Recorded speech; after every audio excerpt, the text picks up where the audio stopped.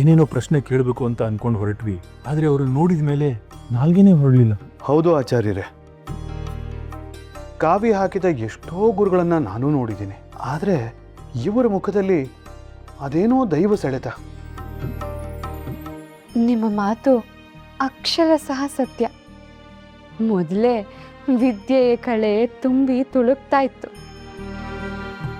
ಈಗ ದೀಕ್ಷೆ ಪಡೆದ ಮೇಲಂತೂ ಯಾರೋ ಸಂತ್ರಂಗ್ ನೋಡ್ದಾಗ ಆಗ್ತಿದೆ.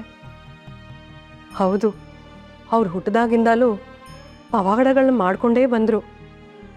ಈಗಂತೂ ಸರಸ್ವತಿಯನ್ನ ನೇರವಾಗಿ ಕರೆದು ಮುಖಾಮುಖಿಯಾಗಿ ಸಂತೈಸಿ ಸದ್ಗತಿ ಕರುಣಿಸುವುದು ಅಂದರೆ ಸಾಮಾನ್ಯದ ಮಾತೆ. ಸಾಕ್ಷಾತ್ ದೈವಾಂಶ ಸಂಭೂತರೇ ಅವರು. ನನಗೆ ಮೊಟ್ಟ ಮೊದಲು ಅವ್ರನ್ನ ನೋಡಿದಾಗಲೇ ಈ ಭಾವನೆ ಬಂದಿತ್ತು. ರಾತ್ರಿ ಕನಸಿನಲ್ಲಿ ಕಂಡವರು ಬೆಳಗ್ಗೆ ಎದುರುಗಡೆ ಬರೋದು ಅಂದರೆ ಸಾಮಾನ್ಯದ ಮಾತೆ.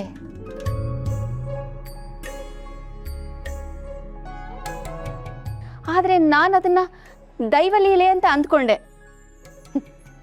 ಈಗ ಗೊತ್ತಾಗ್ತಿದೆ ಇದು ಇವರದೇ ಲೀಲೆ ಅಂತ. ನನ್ನನ್ನು ಮದುವೆಗೆ ಒಪ್ಪಿಸ್ಬೇಕು ಅಂತ ಅವರು ಮಾಡಿದ ಪವಾಡ. ಅವ್ರ ನಾಲ್ಗೆ ಮೇಲೆ ಸಾಕ್ಷಾತ್ ಶಾರದೆನೆ ಕೂತ್ಬಿಟ್ಟಿದ್ದಾಳೆ.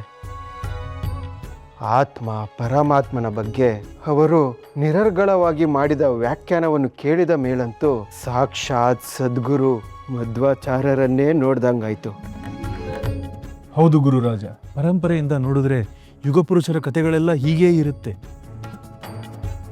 ಯೌವನದಲ್ಲಿ ಹೆಂಡತಿ ಮಕ್ಕಳು ಸಂಸಾರ ಅಂತ ಸಿಲುಕಿಕೊಂಡ್ರು ನಂತರ ವೈರಾಗ್ಯ ಮೂಡಿ ಎಲ್ಲವನ್ನು ತ್ಯಜಿಸಿ ಹೊರಟು ಬಿಡ್ತಾರೆ. ಇದನ್ನ ಅರ್ಥ ಮಾಡ್ಕೊಳ್ಳಾರ್ದ ಸರಸ್ವತಿ ದುಡುಕಿ ಜೀವ ಕಳ್ಕೊಂಡ್ಬಿಟ್ಲು. ಪಾಪ, ಆಕೆ ಮನಸ್ಥಿತಿ ಏನಿತ್ತು ಯಾರಿಗ್ ಗೊತ್ತು ಹೇಳಿ. ಗುರುಗಳ ಹೇಳಿದ ಹಾಗೆ ಆಕೆ ಆಯಸ್ಸು ಮುಗಿದಿತ್ತು. ಅದಕ್ಕೆ ಇದೊಂದು ನೆಪ ಆಯಿತು ಅಷ್ಟೆ. ಆ ಬಗ್ಗೆ ಪದೇ ಪದೇ ಮಾತಾಡೋದ್ರಿಂದ ಸುಮ್ಮನೆ ಸಂಕಟ ಅಷ್ಟೆ. ಒಟ್ಟಿನಲ್ಲಿ ಗುರುಗಳು ಯಾರ ಮನಸ್ಸಿಗೂ ನೋವಾಗ್ದಾಗೆ ಲಕ್ಷ್ಮೀನಾರಾಯಣನ ಸಮಸ್ಯೆನ ಬಗೆಹರಿಸಿದಂತೂ ಸಮಾಧಾನದ ಸಂಗತಿ. ಮಕ್ಕಳೆಲ್ಲ ಒಂದೇ ಕಡೆ ಕಲಿಯೋದ್ರಿಂದ ಅವ್ರ ಬಾಂಧವ್ಯವು ಕೂಡ ಗಟ್ಟಿಯಾಗಿರುತ್ತೆ. ಅವರನ್ನು ನೋಡೋದಕ್ಕೆ ನೀವು ಬಂದು ಹೋಗೋದ್ರಿಂದ ನಿಮಗೂ ಪರಸ್ಪರ ಭೇಟಿಯಾಗುತ್ತೆ. ಹೌದು, ಶ್ರೀನಿವಾಸಾಚಾರ್ಯರ ಮಾತು ನಿಜ. ಮಕ್ಕಳು ನಮ್ಮ ಸಂಬಂಧವನ್ನು ಗಟ್ಟಿಗೊಳಿಸೋ ಕೊಂಡಿಗಳಾದವು. ನೀವು ಅಷ್ಟೇ ಆಚಾರ್ಯರೇ, ಆಗ್ಬಾರದ್ದಾಗೋಯ್ತು. ಯಾವುದನ್ನೂ ಮನಸ್ಸಿನಲ್ಲಿ ಇಟ್ಕೋಬೇಡಿ. ದಂಪತಿಗಳು ಆಗಾಗ ಬಂದು ಮೊಮ್ಮಗನ್ನ ನೋಡ್ಕೊಂಡು ಹೋಗ್ತಾ ಇದ್ರು. ಮೊಮ್ಮಗನ ಮುಖದಲ್ಲೇ ಮಗಳನ್ನ ಕಾಣ್ಬೇಕಷ್ಟೇ ನಾವು. ಸುನಂದ, ಸರಿ ಆಚಾರ್ಯರೇ, ನಾವಿನ್ನು ಹೊರಡ್ತೀವಿ. ಅಯ್ಯೋ ಮಾವನವ್ರೆ, ಯಾಕೆ ಇದ್ದಕ್ಕಿದ್ದಂಗೆ ಎದ್ಬಿಡ್ರಿ? ಯಾಕೆ ಇಷ್ಟು ಅವಸರ? ಬಂದು ಬಹಳ ದಿನಗಳಾಯ್ತಲ್ಲಪ್ಪ.